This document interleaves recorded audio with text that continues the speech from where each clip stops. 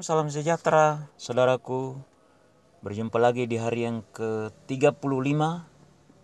Ada janji yang luar biasa dari Tuhan bagi kita, saudara yang percaya kepada Tuhan. Kejadian 35 ayat 1 sampai dengan 29. Yakub di Betel untuk kedua kalinya. Allah berfirman kepada Yakub, "Bersiaplah, pergilah ke Betel, tinggallah di situ dan buatlah di situ mezbah bagi Allah yang telah menampakkan diri kepadamu ketika engkau lari dari Esau kakakmu."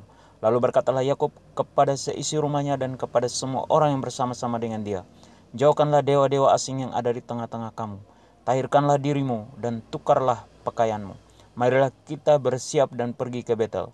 Aku akan membuat mezbah di situ bagi Allah yang telah menjawab aku pada masa kesesakanku dan yang telah menyertai aku di jalan yang kutempuh."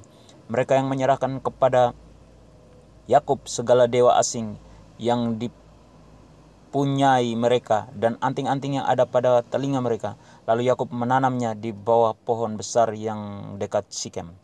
Sesudah itu berangkatlah mereka, dan kedahsyatan yang dari Allah meliputi kota-kota sekeliling mereka, sehingga anak-anak Yakub tidak dikejar. Lalu sampailah Yakub ke Luz yang di tanah Kanaan, yaitu Betel. Ia dan semua orang yang bersama-sama dengan dia. Didirikannyalah mezbah di situ, dan dinamainyalah tempat itu El Betel, karena Allah telah menyatakan diri kepadanya di situ, ketika ia lari terhadap kakaknya. Ketika Deborah, inang pengasuh Ribka, mati, dikuburkanlah ia di sebelah hilir Betel di bawah pohon besar yang dinamai orang pohon besar penangisan. Setelah Yakub datang dari Padan Aram, maka Allah menampakkan diri pula kepadanya dan memberkati dia. Firman Allah kepadanya, "Namamu Yakub, dari sekarang namamu bukan lagi Yakub, melainkan Israel. Itulah yang akan menjadi namamu." Maka Allah menamai dia Israel. Lagi firman Allah kepadanya, "Akulah Allah yang Maha Kuasa, beranak cuculah dan bertambah banyak. Satu bangsa, bahkan sekumpulan bangsa-bangsa akan terjadi daripadamu, dan raja-raja akan berasal daripadamu. Dan negeri ini yang telah kuberikan kepada Abraham dan kepada Ishak akan kuberikan kepadamu dan juga kepada keturunanmu."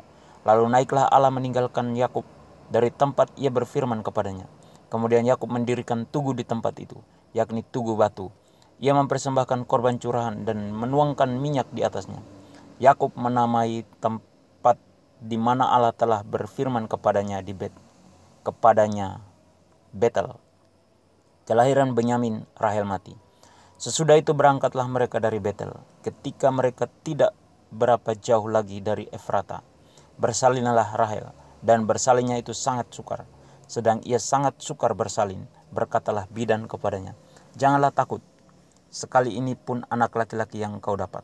Dan ketika ia hendak menghembuskan nafas, sebab ia mati, kemudian diberikannya nama Ben-Oni kepada anak itu. Tetapi ayahnya menamainya Benyamin. Demikianlah Rahel mati, lalu ia dikuburkan di sisi jalan ke Efrata, yaitu Betlehem. Yakub mendirikan tugu di atas kuburnya. Itulah tugu kubur Rahel sampai sekarang. Sesudah itu berangkatlah Israel, lalu ia memasang kemahnya di seberang Migdal Eder. Anak-anak Yakub Ishak mati. Ketika Israel diam di negeri ini, terjadilah bahwa Ruben sampai tidur dengan Bilha, gundik ayahnya, dan kedengaranlah hal itu kepada Israel. Adapun anak-anak lelaki Yakub 12 orang jumlahnya. Anak-anak Lea ialah Ruben, anak sulung Yakub, kemudian Simeon, Lewi, Yehuda, Isakar, dan Zebulon. Anak-anak Rahel ialah Yusuf dan Benyamin. Dan anak-anak Bilha, budak perempuan Rahel, ialah Dan serta Naftali.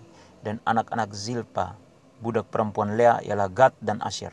Itulah anak-anak lelaki Yakub yang dilahirkan baginya di Padan Aram. Lalu sampailah Yakub kepada Ishak, ayahnya di Mamre, dekat Kiryat Arba. Itulah Hebron, tempat Abraham dan Ishak tinggal sebagai orang asing. Adapun umur Ishak 180 tahun. Lalu meninggallah Ishak, ia mati dan dikumpulkan kepada kaum leluhurnya. Ia tua dan suntuk umur. Maka Esau dan Yakub, anak-anaknya itu, menguburkan dia. Ada pesan Tuhan bagi kita hari ini. untuk selalu meminta petunjuk Tuhan. Perintah Tuhan hari ini adalah jangan menyembah berhala, agar kita selalu menguduskan hidup kita setiap hari. Janji Tuhan adalah perlindungan dan keselamatan dari Tuhan dicurahkan bagi kita orang-orang yang percaya kepada Tuhan. Amin. Tuhan Yesus memberkati.